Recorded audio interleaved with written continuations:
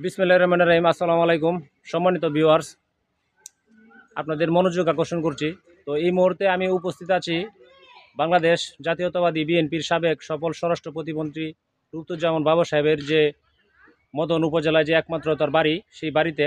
তো বাড়ির যে পুরা যে আপনার আঙ্গিনা একদম কাজ অলরেডি সম্পূর্ণ হয়েছে। আমাদের মাঝে ফিরে আসবেন বলে যে আমাদের যে প্রায় 1-1.5 মাস 2 মাস যাবত যে বাড়ির যে প্রস্তুতিমূলক কিছু কাজ ছিল, সেই কাজ কিন্তু মোটামুটি সম্পূর্ণ হয়ে গেছে অলরেডি।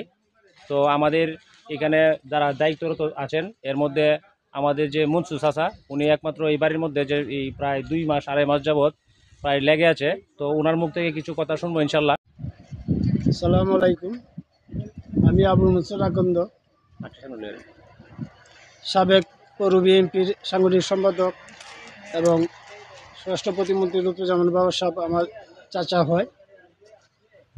আমরা দীর্ঘ 17.5 বছর পর আমাদের লিডার বাড়িতে আগমন উপলক্ষে আমরা এই বাড়িঘরের সৌন্দর্যের কাজ চালিয়ে যাচ্ছি। তা হয়তো আপনারা মাসুদের ভিডিওতে দেখতে পাচ্ছেন। তো যেভাবে করা দরকার ছিল সেভাবে আমরা করতে পারি নাই, আংশিকভাবে আমরা সৌন্দর্য রক্ষা করতেছি। তো আমার প্রশ্ন এবং কিছু কথা না বলেই না হয়, আমাদের প্রাণপ্রিয় নেতা বাটি বাংলার রাখাল রাজা, যে লোক বিনা দোষে হাসিনার ফরমাইশি আদেশে ওনাকে 7.5 বছর কারাগারে রেখেছে, ওনার জীবন যৌবন সব নষ্ট করেছে। উনি আমাদের নয়নের মণি, কলিজার টুকরা, ওনাকে কারাগারে রেখেছে। আমরা দীর্ঘ 17 বছর পর আমরা ফিরে পাচ্ছি। সেই আনন্দে আবেগপ্রুত হয়ে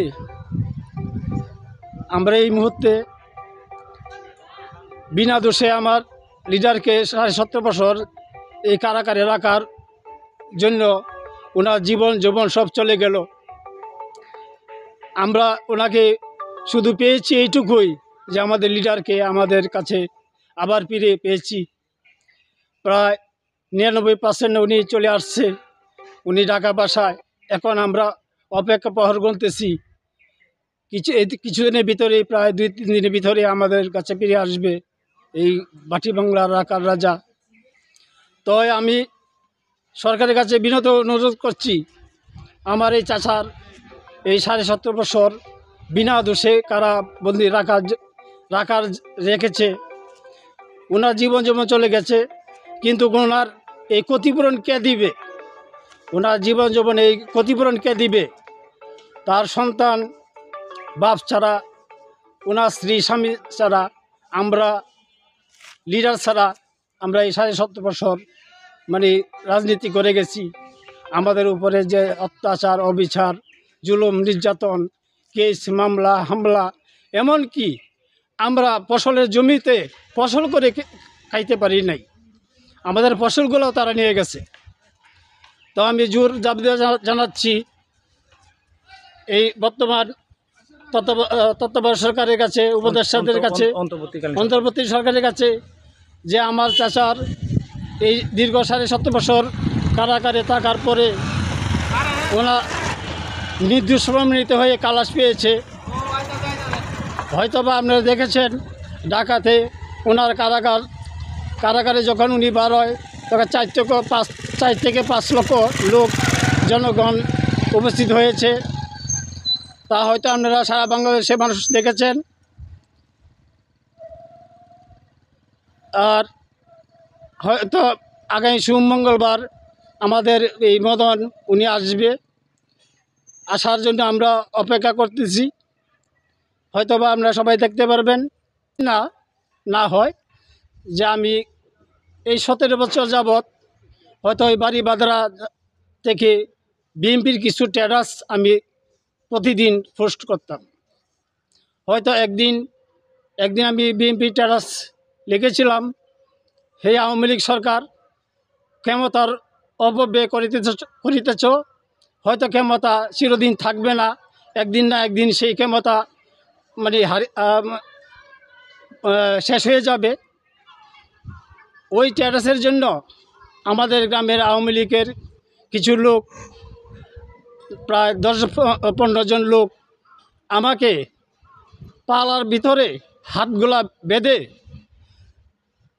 চড়াইতে চড়াইতে এমনকি আমার কাপড় চোপড় তলপেটে লাত্তি মেরে আমাকে এমন অবস্থা করেছিল যে আমার কাপড় চোপড় প্রায় নষ্ট হয়ে গেছিল।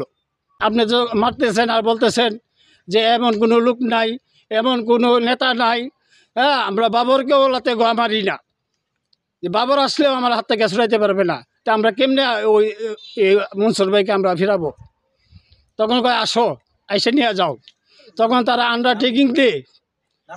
আন্ডারটেকিং দিয়ে আমাকে এখান থেকে উদ্ধার করে। তো আমার অবস্থা খুব খারাপ। আমি এখন বর্তমানে কানে ভালো শুনতে পারি না, হ্যাঁ, ভালোভাবে চলতে পারি না, মাথা ব্যথা থাকে সারাক্ষণ, ঘুমাইতে পারি না ওই মায়ের যন্ত্রণায়। হ্যাঁ, কথাবার্তাও ঠিক মতো বলতে পারি না, মেজাজ মসজিদ সবসময় থাকে একটু গরম।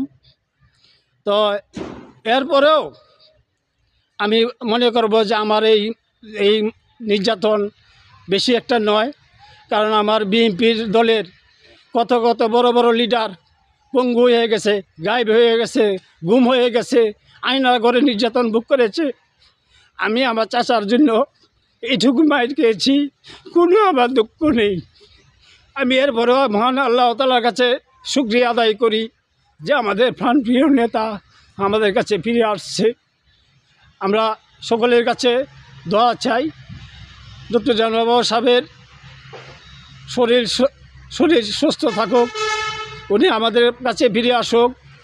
রাখাল রাজা, রাখাল ছাড়া গরু তার কর্মী ভালো চলতে পারে না। নেতা ছাড়া আমাদের মদন একদম শূন্য ছিলাম। এখন হয়তো আপনারা দেখতে পাচ্ছেন যে এই লুৎফুজ্জামান বাবা সাহেব বাড়িতে আসবে, এই উপলক্ষে সারা মদন থানা, রাস্তাঘাট, হাট বাজার, যেমনকি জমির ফসলেও সারাক্ষণ এই লোকজন এখানে শুধু আলাপ করতেছে, বাবর ভাই কবে আসবে, কবে দেখব। আশা করি আপনারা এই ভিডিওর মাধ্যমে আমার চাচার জন্য আপনাদের কাছে দোয়া চাচ্ছি, আমার লিডারের জন্য দোয়া চাচ্ছি। এবং পরিশেষে আবার বলবো যে এই সরকারের কাছে আমার একটা বিনত দাবি যে ওনার এই লুৎফুজ্জামান বাবা সাহেবের এই 17.5 বছর বিনা অপরাধে জেল কাটানোর পর ওনার ক্ষতিপূরণ আমি চাই।